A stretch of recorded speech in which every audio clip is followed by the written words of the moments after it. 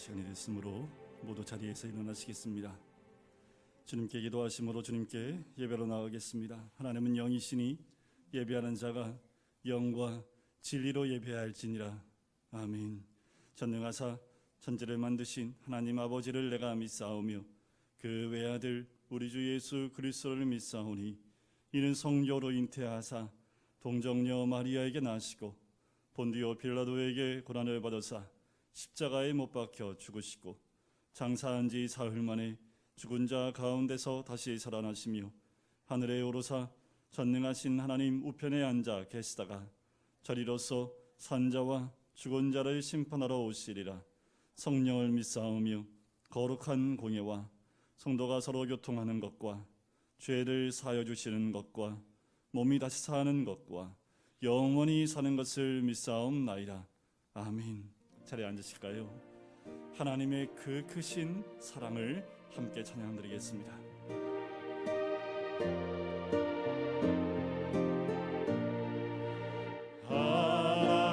하나님의 크신 사랑 하늘에서 내리사 우리 맘에 항상 계셔 온전하게 하소서.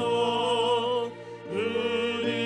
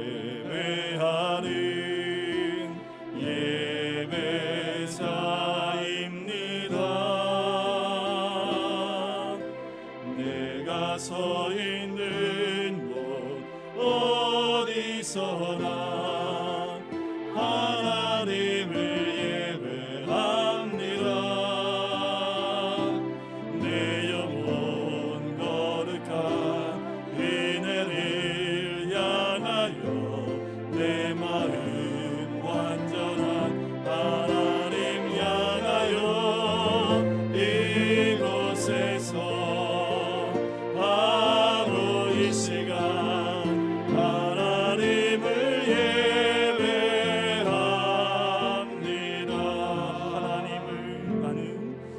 나는 하나님을 예배하는 예배자입니다. 내가 서 있는 곳 어디서나 하나님을 예배합니다. 내 영혼 거룩한 은혜를 향하여 내 마음 완전한 하나님 향하여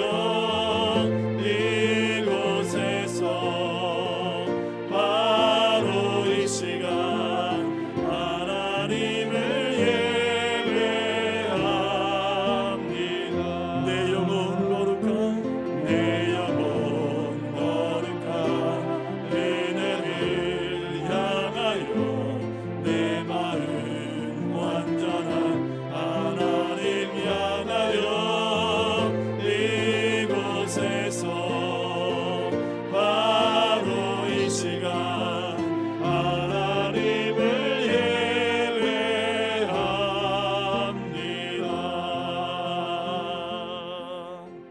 우리 같이 기도할까요? 하나님을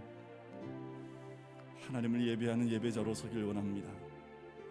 우리에게 믿음을 허락하여 주시고 주님을 바라볼 수 있는 믿음의 눈을 허락하여 주셔서 세상으로 향한 우리의 눈이 우리 주님을 향한 눈으로 바뀔 수 있도록 인도해 주시고, 하나님, 갈 바를 알지 못하여 방황하는 심령이 아니라 오직 주님만 바라보며 이 세상 가운데 주님을 향하여 나갈 수 있는 믿음의 사람, 예배자가 될 수 있도록 인도해 달라고, 아버지 하나님, 이곳 가운데 성령의 충만함을 채워주시고 주님 홀로 영광 받아주시옵소서. 이 시간 같이 한 목소리로 기도하시겠습니다.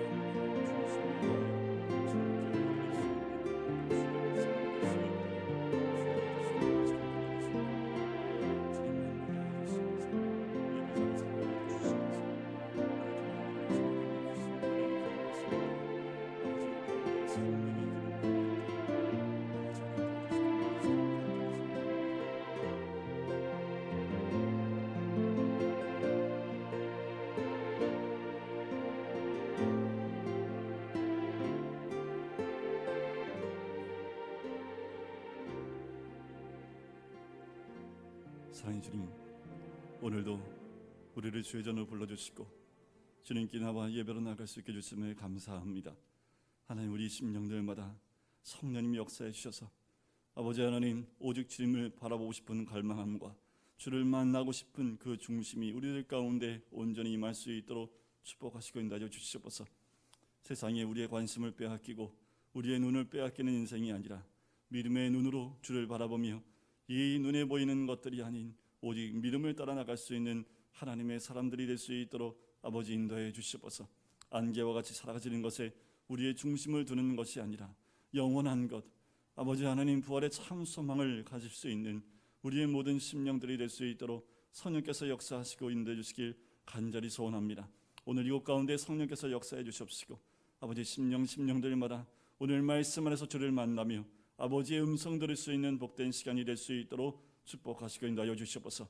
부활하신 주님의 참 소망과 이제 우리도 부활의 소망을 가지고 매일매일 그 소망 가운데 살아가는 믿음의 사람이 될 수 있도록 축복하시고 인도하여 주시옵소서. 오늘도 예배자로 나아갑니다. 주님께서 함께 하시고 우리 한 사람 한 사람이 아버지 하나님 우리 공동체와 또한 이 나라 민족 가운데 그리스도인으로서의 참 삶의 모습을 보임으로 부활한 아버지 하나님 그 부활의 참 소망을 가지고 살아갈 수 있는 그리스도인 한 사람 한 사람이 될 수 있도록 축복하시고 인도하여 주시옵소서. 오늘 이곳 이 예배 가운데 주님 홀로 영광 받으실 줄 믿사오며 주 예수 그리스도의 이름으로 기도드립니다. 아멘.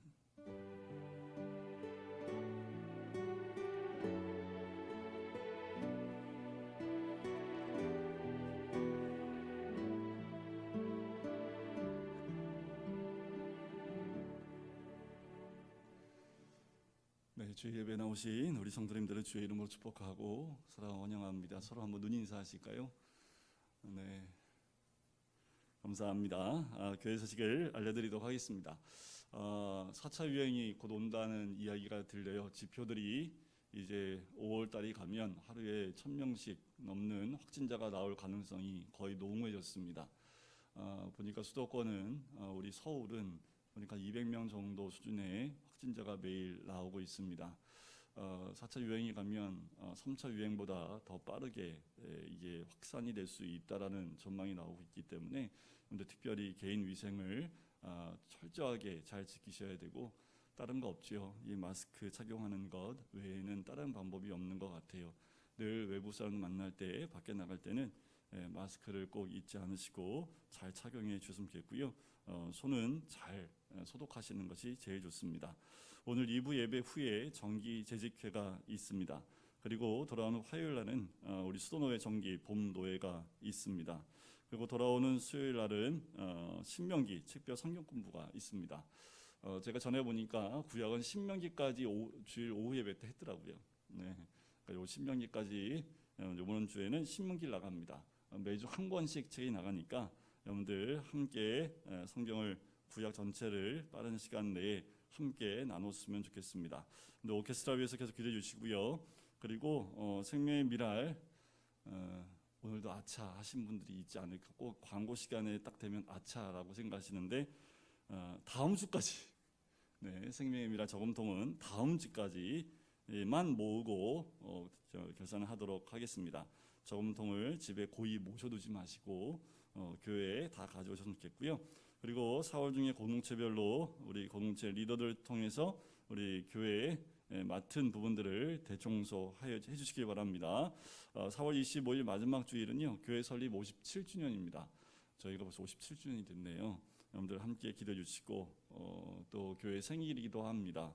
여러분들 우리가 주님 안에서 더 성장한 모습의 교회가 되기 위해서 여러분들 교회에서 더 많이 기도해 주셨으면 좋겠습니다.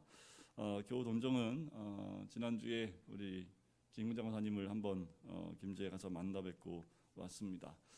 건강을 위해서 특별히 더 많이 기도해 주셔야 될 것 같아요.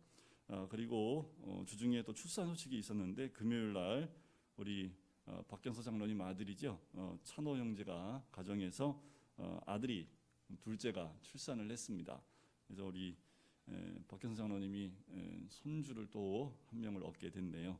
늘 보시면 축하해 주시고 건강하게 3.8kg의 아들을 출산하는데 아마 애가 커서 좀 고생했던 것 같아요. 늘 산모도 잘 회복할 수 있도록 함께 기도해 주셨으면 좋겠습니다. 우리 말씀을 같이 보실까요? 함께 나눌 말씀은 로마서 8장 말씀입니다. 로마서 8장 18절부터 23절까지 말씀만 보도록 하겠습니다. 로마서 8장 18절부터 23절까지 말씀입니다. 제가 봉독해 드리겠습니다. 생각하건대 현재의 고난은 장차 우리에게 나타날 영광과 비교할 수 없도다. 피조물이 고대하는 바는 하나님의 아들들이 나타나는 것이니 피조물이 허무한데 굴복하는 것은 자기 뜻이 아니요 오직 굴복하게 하시는 이로 말미암음이라. 그 바라는 것은 피조물도 썩어짐의 종노릇 한 데서 해방되어 하나님의 자녀들의 영광의 자유에 이르는 것이니라. 피조물이 다 이제까지 함께 탄식하며 함께 고통을 겪고 있는 것을 우리가 아느니라. 그뿐 아니라 또한 우리 곧 성령의 처음 익은 열매를 받은 우리까지도 속으로 탄식하며 양자 될 것 곧 우리 몸의 속량을 기다리느니라. 아멘. 우리가 15절, 16절을 통해서 함께 본 것은 성령님은 우리가 예수를 믿게 하는 역할도 하시지만 하나님의 자녀가 되는 역할도 하신다라는 거지요. 제가 15절과 16절을 다시 한번 읽어드릴게요. 너희는 다시 무서워하는 종의 영을 받지 아니하고 양자의 영을 받았으므로 우리가 아빠 아버지라고 부르짖느니라. 성령이 친히 우리의 영과 더불어 우리가 하나님의 자녀인 것을 증언하시나니. 성령님을 가리켜 양자의 영이라고 말하지요. 양자의 영을 받으면 무서워하는 종의 영을 받지 않게 됩니다. 내가 예수 그리스도를 믿음으로 하나님의 자녀가 되었지만 그 자녀가 되게 하는 실제적인 과정은 성령님이 하시는 것이라고 말씀에 기록되어 있습니다. 마치 임신하는 것과 같지요. 생명이 우리 안에 잉태되었습니다. 그러나 잉태된 그 생명은 해산할 때까지의 과정이 필요한 것과 마찬가지예요. 예수님을 믿음으로 우리는 구원을 받았지만 예수님을 믿어 가는 과정, 또 믿고 나서 우리가 그리스도인으로 살 수 있도록 만드는 과정은 성령님께서 하시지요. 다시 말하면 내가 하나님의 자녀가 되는 것은 양자의 수속을 성령님께서 하신다라는 겁니다. 이것이 이제 앞부분 우리가 8장에서 함께 나눴던 내용이지요. 자, 우리가 양자가 되면 어떻게 됩니까? 하나님을 뭐라고 부를 수 있어요? 아빠, 아버지라고 부를 수 있게 되고 우리는 그의 백성이 됩니다. 면목상의 자녀가 아닙니다. 법적인 특권을 가진 실제 상속자로 인치심을 받는 거지요. 그래서 베드로전서 2장 9절과 10절에는 이런 말씀을 하셨습니다. 그러나 너희는 택하신 족속이요 왕 같은 제사장들이요 거룩한 나라요 그의 소유가 된 백성이니 이는 너희를 어두운 데서 불러내어 그의 기이한 빛에 들어가게 하신 이의 아름다운 덕을 선포하게 하려 하심이라. 너희가 전에는 백성이 아니더니 이제는 하나님 백성이요 전에는 국류를 얻지 못하였더니 이제는 국류를 얻은 자니라. 우리는 다 뭐라고요? 하나님의 소유인 줄 믿습니다. 아무리 착하게 아무리 훌륭한 사람이라도 자기 자녀가 아니면 투자하겠습니까? 내 자녀 있는데 옆집 자녀에게 모든 걸 투자할 사람이 어디에 있습니까? 좀 부족하더라도 좀 못났을지라도 끝까지 바라봐주고 또 기다려주는 것, 그것이 부모의 마음이지요. 하나님은 우리를 하나님의 자녀로 불러주셨습니다. 우리는 하나님의 자녀됨의 특권과 영광을 소유한 사람들인 줄 믿습니다. 그래서 이 땅에 살아갈 때 그 특권을 누리고 또 그 영광을 누리며 사는 인생이 바로 예수 그리스도를 믿음으로 하나님의 양자된 그리고 아빠 아버지라고 부를 수 있는 우리들이 가져야 될 은혜인 줄 믿습니다. 자, 하나님의 자녀가 되었다고 하는 이 특권 동시에 무엇을 의미하냐 하면 고난 받는 것을 의미합니다. 우리 하나님의 상속자지요, 후계자입니다. 그리스도와 함께한 상속자요 후계자가 되었습니다. 양자의 영을 받아서 하나님의 자녀가 되었지요. 그 말은 뭐예요? 하나님의 가족이 된 겁니다. 자, 이건 뭘 의미하냐면 고난도 함께 받을 수 있다는 의미입니다. 축복과 영광만 누리는 것이 가족이 아니라 고난도 함께 받는 가족이 되었다라는 거지요. 그 내용이 전 시간에 봤던 17절에 나오지요. 자녀이면 또한 상속자 곧 하나님의 상속자요 그리스도와 함께한 상속자니 우리가 그와 함께 영광을 받기 위하여 무엇도 함께 받아야 할 것이니라 고난도 함께 받아야 할 것이다. 따라서 고난이란 영광의 증거라고 할 수 있습니다. 고난이 없으면 우리는 하나님의 나라의 자녀가 아닐지도 모른다라는 거예요. 우리에게 주어진 이 상속자의 축복은 공짜로 주어지는 것이 아니라 상속자의 대가가 있다는 거지요. 상속자가 될 만큼의 훈련을 받아야 합니다. 우리가 하나님 나라의 상속자라고 한다면 하나님 나라를 위해서 영광도 받지만 고난도 함께 겪게 됩니다. 부부가 한 사람은 영광만 갖고 한 사람은 고난만 받는 부부가 어디 있겠습니까? 부부는 한 몸이기 때문에 영광도 함께 받고 고난도 함께 받는 게 부부이고 가족이지요. 하나님 나라도 마찬가지예요. 영광도 같이 나누지만 고난도 함께 나누게 되는 것입니다. 18절 오늘 본문 말씀에 보면 생각하건대 현재의 고난은 장차 우리에게 나타날 영광과 비교할 수 없다. 이 말씀 굉장히 중요합니다. 우리가 고난 가운데 있을 때 반드시 기억해야 될 말씀이지요. 우리가 같이 고난을 받는다는 것은 앞으로 같이 영광을 받을 것을 의미합니다. 고난과 영광 두 가지를 놓고 우리가 저울질했을 때 고난이라는 것은 영광의 크기에 비하면 점도 안 되는 그 크기라는 거예요. 무게로 따지면 그 무게를 헤아릴 수 없고 비교할 수 없을 만한 차이가 있다라는 겁니다.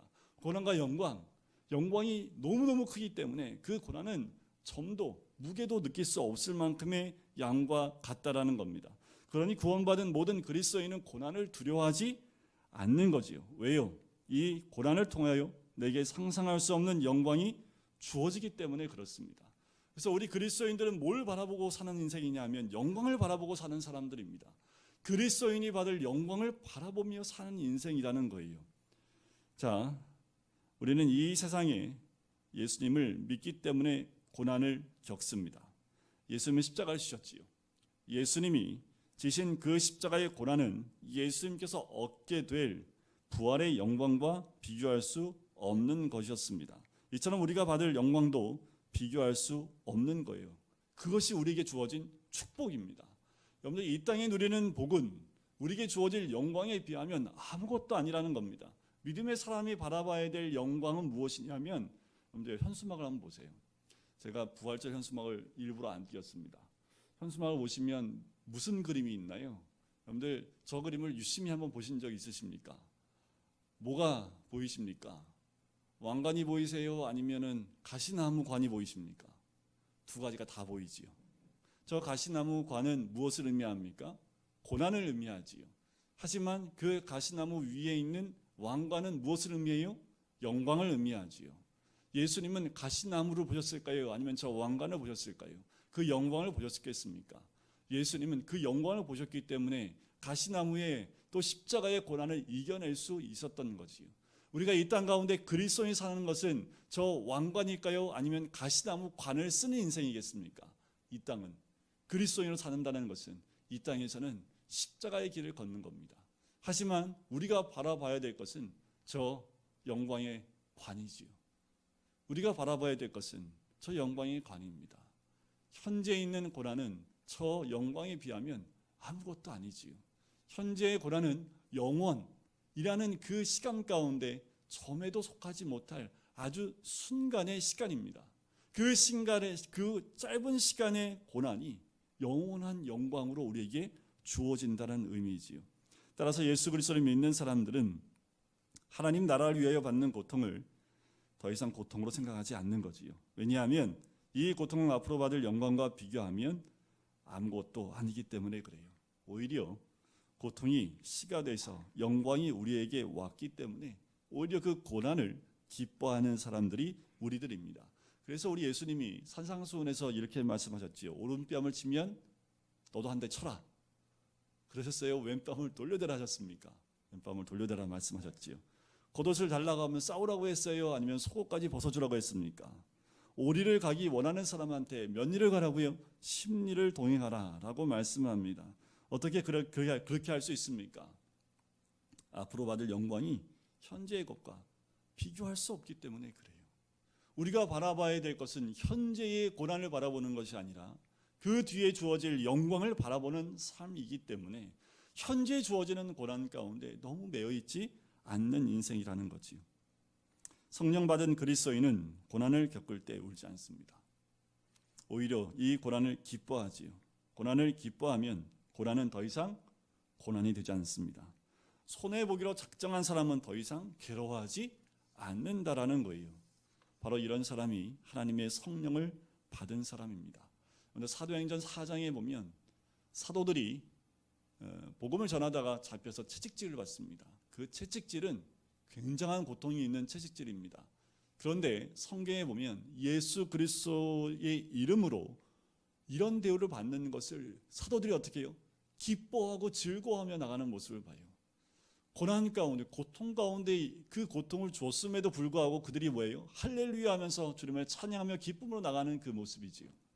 세상이 감당할 수 없는 사람들이 바로 그리스도인 줄 믿습니다. 고난 속에서 그 눈은 빛나고 그의 생각은 영광으로 미래로, 영광스러운 미래로 가득 차 있는 거지요. 바로 이런 축복이 우리 안에 있기를 간절히 소원합니다. 여러분들, 이 로마서가 쓰여질 당시의 상황은 어떤지 아십니까? 예수 믿는 것 때문에 잡혀 죽는 때입니다.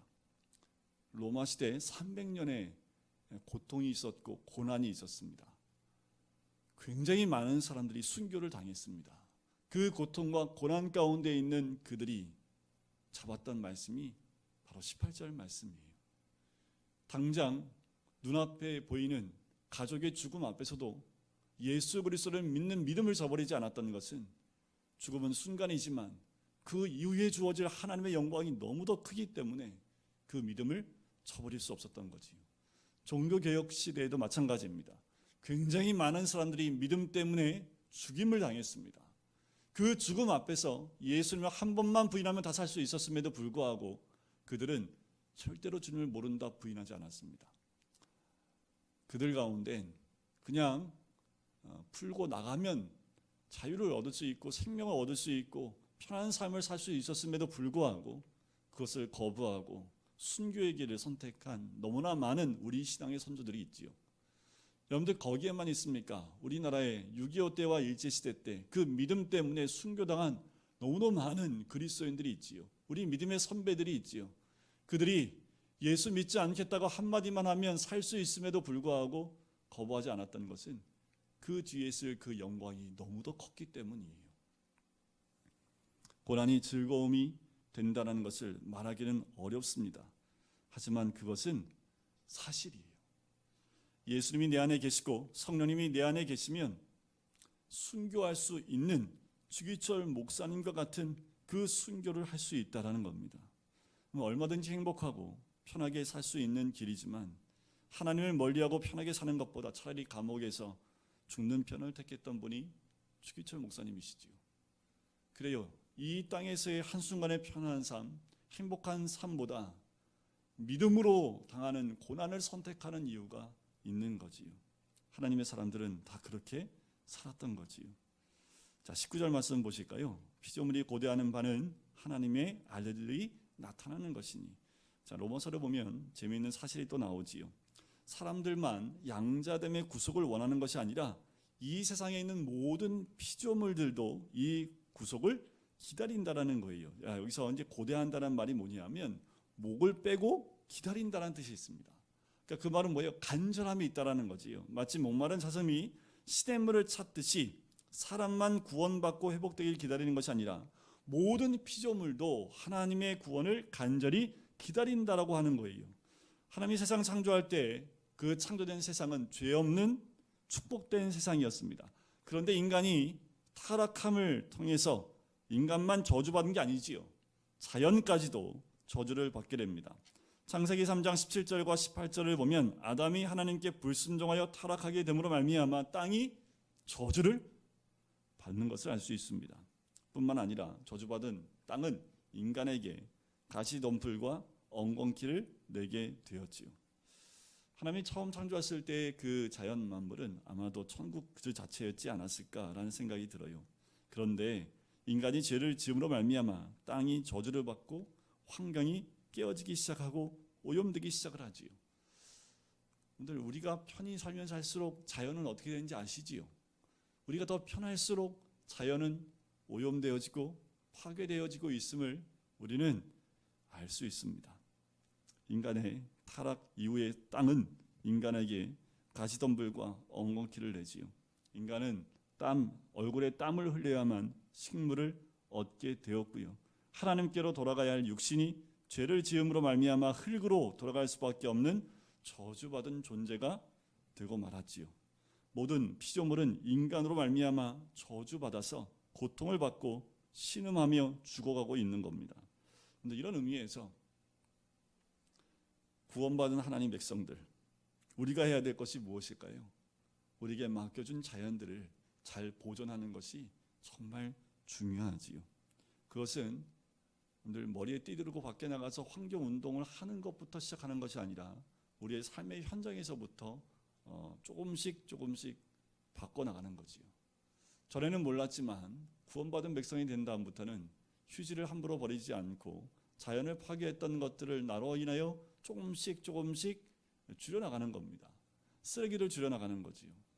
코로나 때문에 이제 배달 음식이 많아지니까 이 플라스틱이 너무 많이 늘어난 것도 사실입니다. 그런데 중요한 건 여러분들 이 쓰레기를 줄여나가는 거지요. 음식물 쓰레기를 줄여나가고 더 나아가서 여러분들 쓰레기를 분리하고 잘 버려주는 것도 우리가 해야 될 가장 기본적인 모습입니다. 아무렇게나 막 버리는 것이 아니라 잘 구분하여 버리는 그 모습 하나하나가 우리에게 구원받은 백성들에게 필요한 모습이라는 거지요. 우리가 어떻게 하면 이 자연을 하나님이 창조하신 그 세계로 돌이킬 수 있을까? 우리가 고민하고 함께 참여해야 되는 모습이 우리의 또한 모습이어야 합니다. 신음하는 땅덩어리는 하나님의 아들들을 기다려요. 이 땅이 하나님 백성으로 가득 차기를 기다린다라는 거예요. 왜냐하면 하나님의 자녀들이 해야 할 일은 창조의 회복이기 때문에 그래요. 세상을 회복시킬 책임이 우리에게 있기 때문에 이 땅이 하나님 백성으로 가득 채워지면 채워질수록 자연은 회복되기 시작을 한다라는 거지요. 20절을 볼까요? 피조물이 허무한데 굴복하는 것은 자기 뜻이 아니요 오직 굴복하게 하시는 이로 말미암음이라. 여기서 피조물이 허무한데 굴복하는 이라는 말은요, 내가 아무리 노력하고 원하고 목표한 것을 얻을 수 없다라는 거예요. 아무리 원해도 아무리 노력을 해도 목표한 것을 얻을 수 없는 무능력한 상태를 말합니다. 그러니까 피조물은요, 이 허무한 것에 굴복할 수밖에 없는 그런 처지가 된 거지요. 이것은 피조물이 원한 바가 아니었습니다. 인간이 죄를 지음으로 그렇게 될 수밖에 없었던 거지요. 그런데 환경 오염의 주범이 뭘까요? 인간의 죄입니다. 탐욕이지요. 따라서 지구와 환경을 구원할 수 있는 유일한 길은 뭘까요? 죄에서 돌이키는 겁니다. 회개하고 돌이키는 거지요. 하나님의 자녀로 돌아오는 겁니다. 그렇게 되면 이 지구도 땅도 피조의 세계도 이 피조물들도 구원을 받게 되는 거지요. 본문 말씀에서 인간의 구원과 환경의 구원을 같이 이야기하는 것을 볼 수 있어요. 자, 21절을 보시면 그 바라는 것은 피조물도 썩어짐의 종노릇 한 데서 해방되어 하나님의 자녀들의 영광의 자유에 이르는 것이다 라는 거지요. 예수님을 믿으면 누구에게나 일어나는 현상들이 있습니다. 관심 갖지 않았던 것에 귀가 열리기 시작을 해요. 들리지 않았던 것들이 들리기 시작을 합니다. 하나님 만난 자는 이 자연세계의 소리에 귀를 기울이게 되지요. 피조물들이 신음하고 고통스러워하는 소리를 듣는 귀가 우리에게 열려야 됩니다. 또 열리지요. 또한 인간 한 영혼이 신음하며 고통받는 소리도 듣게 되기를 바랍니다. 전도할 수밖에 없는 이유는 고통받고 있는 그 영혼의 신음소리를 들을 수 있기 때문에 그래요. 아무리 세상 가운데 훌륭하고 많은 것을 누린다고 하지만 실제로 하나님 없는 그 영혼은 외롭고 고독하며 탄식하고 신음하며 죽어가고 있는 거지요. 사람만 그렇다고 성경은 얘기하지 않습니다. 피조물의 세계도 마찬가지다라고 이야기를 하는 거예요. 너무나 안타까운 것은 자기가 죽어가고 있는 걸 모르고 살아가고 있는 인생이라는 거지요. 더 안타까운 것은 교회에 나와 있지만 예수님 온전히 믿지 못하는 영혼이 더 안타까운 거지요. 그 신음의 소리는 본인이 못 봅니다. 못 듣습니다. 그것이 더 안타까운 거지요. 22절을 보시면 피조물이 다 이제까지 함께 탄식하며 함께 고통을 겪고 있는 것을 우리가 아느니라. 그래요. 사도 바울은 내가 안다 하지 않고 우리가 안다라고 얘기를 해요. 예수님 믿기 전에는 몰랐는데 주님을 믿고 알고 난 후에는 이런 것들을 알게 되는 거지요. 피조물도 함께 탄식하며 고통을 겪고 있다라는 거예요. 여러분들 근데 이 말씀에 놀라운 건 뭐냐면 지금 이 피조물이 탄식하며 받는 고통은 죽음의 고통이 아닙니다. 원어에 보면 해산의 고통에 쓰이는 단어가 쓰여요. 그렇다면 이 피조물들이 지금 겪고 있는 탄식, 함께하고 있는 탄식과 고통은 뭐예요? 해산의 고통. 그것은 무엇을 의미합니까? 온전히 새로워지는 시대를 기대하는 고통으로 묘사하고 있다는 겁니다. 바로 하나님의 자녀들이 출현하여 영광을 얻는 마지막 때에 이루어질 해방을 기대하고 기다리며 겪는 고통을 의미합니다. 한 생명이 태어날 때까지 겪는 그 고통, 이 피조물들이 느끼는 그 고통이 바로 마지막 때 구원받을 그 놀라운 은혜를 바라보며 겪는 고통이라는 거지요. 23절을 보세요. 그뿐 아니라 또한 우리 곧 성령의 처음 익은 열매를 받은 우리까지도 속으로 탄식하여 양자될 것 곧 우리의 몸의 속량을 기다리느니라. 사도 바울은 피조물이 탄식하고 신음하고 고통을 받는다고 이야기했습니다. 또한 이런 고통과 탄식이 성령을 받은 우리에게도 있다고 이야기하지요. 이건 중요한 이야기입니다. 피조물의 탄식만 있는 것이 아니라 성령 받은 우리도 피조물들과 같이 탄식한다라는 거예요. 성령님은 말할 수 없는 탄식으로 우리를 위해서 기도하고 계시는 줄 믿습니다. 성령이 말할 수 없는 탄식으로 기도하는 것은 두 가지예요. 성령이 오시면 우리의 영은 구원을 받습니다. 근데 문제는 뭐예요? 몸이지요. 몸은 여전히 죽어가고 있는 거예요. 성령님은 우리 영의 구원으로 만족하지 않으시고요. 우리 안에 계셔서 우리의 몸의 완성까지 탄식하며 기도하고 기다리고 계시다는 겁니다. 성령님은 우리의 구원을 이루십니다. 성령님은 양자의 영이 되셔서 우리로 하여금 하나님의 자녀가 되게 하시지요. 예수 그리스도를 믿어서 하나님의 자녀가 되는 것으로 끝나는 것이 아니라 아기를 낳는 것도 중요하지만 키우는 것도 중요한 것과 같은 이치입니다. 우리는 예수를 믿음으로 말미암아 구원의 잉태를 한 거지요. 잉태된 것은 해산을 해야 합니다. 예수님께서 교회를 잉태하셨지요. 예수님께서 잉태하신 이 교회가 언제 해산하였습니까? 가만히 보면 오순절날 해산되어진 것을 봐요. 눈에 보이도록 나타난 때가 언제입니까? 사도행전 2장에 오순절날 2장 끝부분에 공동체가 형성되어지는 것을 보게 됩니다. 예수님은 우리를 십자가의 보혈로 구원하셨습니다. 구원의 씨앗이 내 안에 들어왔어요. 구원이 잉태된 거지요. 이제 이 구원을 해산해야 합니다. 그것은 영의 구원뿐만 아니라 몸의 구원도 의미하는 거지요. 사랑하는 성도 여러분, 이제 저는 우리의 영이 구원받은 것처럼 우리의 몸도 구원받기를 바랍니다. 이제는 우리의 육신이 죄의 종로로 탄 데서 벗어나 의의 종로로 타며 의의 병기가 되기를 바랍니다. 어떤 사람은 예수를 믿기는 믿는데 육신의 욕망을 따라 살아요. 아직 온전한 구원 가운데 가지 못한 거지요. 그러나 반대로 예수 믿고 성령 충만 안에서 육신의 본능이 힘을 잃어버린 사람도 있지요. 몸의 구원이 오는 겁니다. 근데 우리 육신은 늙어 병들어 가지요. 하지만 이 몸에도 구원이 있습니다. 그래서 부활하시고 난 후에 예수님이 40일 동안 제자들에게 나타나시지요. 그리고 부활의 새 몸을 보여주셨습니다. 우리가 죽고 나면 헌 몸으로 땅에 들어가지만 구원받은 성도들은 이 주님의 몸처럼 새 몸을 입게 되는 거지요. 우리가 죽을 때까지 이 몸을 가지고 있어야 하는데 육신의 몸을 가지고 있는 우리 안에서 성령님께서 말할 수 없는 탄식으로 우리의 육신의 구원을 기도하십니다. 성령님은 우리 안에 계십니다. 성령님께서 말할 수 없는 탄식으로 우리 몸의 구원을 바라보며 그것을 이루게 하시려고 기도하시는 거예요. 우리의 영만 구원받는 게 아니라 이 땅에 살고 있는 우리의 몸도 구원을 받도록 죄의 종로로 타는 데서 이제 의의 종로로 타는 것으로 주님의 자녀의 몸으로 살아갈 수 있도록 우리를 이끄시는 분, 그리고 우리 위해 기도하시는 분이 성령님이십니다. 성령 우리 안에 계셔서 우리를 도우려고 하신다는 사실을 꼭 기억하셔야 합니다. 우리가 육신적으로는 또 건강하면서 성령의 도구로 변할 수 있게 되기를 간절히 소원합니다.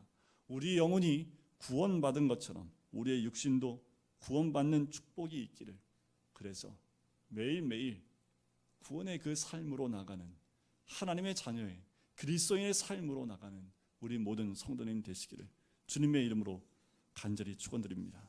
우리 함께 기도할까요? 하나님, 지금 받는 고난은 장차 얻을 영광에 아무것도 아닌 것을 우리가 깨닫게 해주시고, 우리가 그리스도인으로 사는 것, 우리가 포기해야 될 것들, 우리가 내려놓아야 될 것이 분명히 있음에 그 모든 것이 주님 주신 영광에 비하면 아무것도 아닌 것을 우리가 깨닫게 해주시고, 이 자연 만물 구원받은 백성들로 이 땅에 가득 채워지는 것을 기다리고 있는데, 아버지 하나님, 우리가 진정한 구원받은 자로 이 땅에 살아갈 수 있도록, 그래서 이 땅 가운데 진정한 구원자, 하나님 백성, 하나님의 자녀, 하나님의 양자된 하나님의 사람이 되어져 이 땅 가운데 진정한 주의 구원받은 모습으로 살아갈 수 있도록 인도해 달라고 우리 시간에 같이 기도하시겠습니다.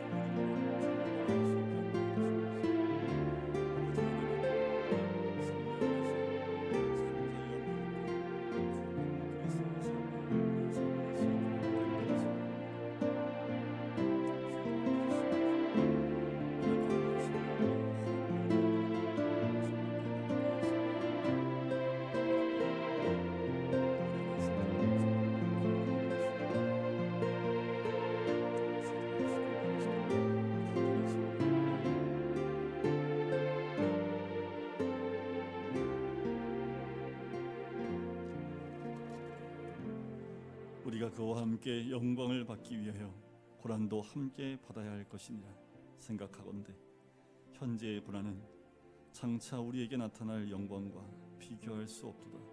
주님, 우리 모두가 그 영광을 바라볼 수 있게 하여 주시옵소서. 주를 믿는 하나님의 자녀로 살아가는 것, 이 땅 가운데 고난의 삶입니다. 그것들을 보는 것보다 믿음의 눈으로 그 영광을 바라볼 수 있는 우리들, 세상을 변화시킬 수 있는 것은 우리의 삶의 자리에서부터 시작인 줄 믿습니다. 구원받은 백성으로, 구원받은 영혼으로, 구원받은 이 몸으로 살아나갈 때에 우리에게 주시는 놀라운 복을 누릴 수 있게 인도해 주시고, 또한 세상을 변화시킬 수 있는, 이 자연을 변화시킬 수 있는 하나님의 사람이 되어져 또한 탄식함으로 주님 앞에 나가며 무릎 꿇는 하나님의 사람들, 이제는 주님께 쓰임받는 하나님의 도구로 쓰임받는 의의 병기로 준비될 수 있는 우리가 될 수 있도록 축복하여 주시옵소서. 감사드리며 예수 그리스도의 이름으로 기도드립니다. 아멘. 우리 진정한 예배가 숨쉬는 교회에 우리 함께 찬양드리면서 또 봉헌도 함께 하도록 하겠습니다.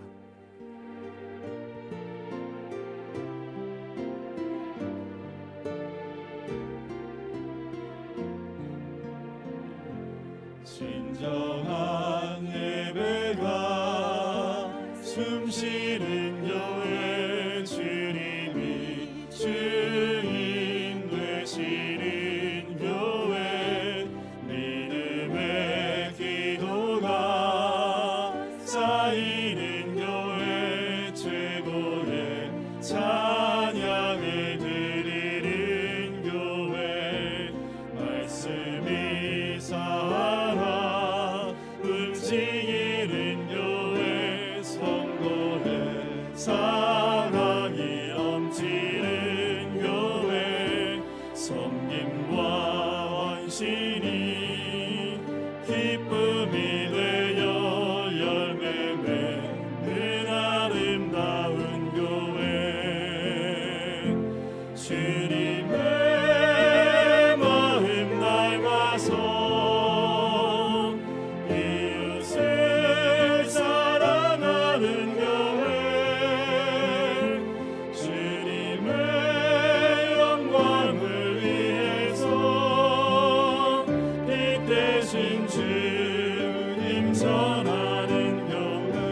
자리에서 일어나실까요? 사랑의 불꽃이 활짝 피어나 날마다 사랑에 빠지는 교회, 주께서 사랑하는 우리 교회가 이런 교회 되게 하소서.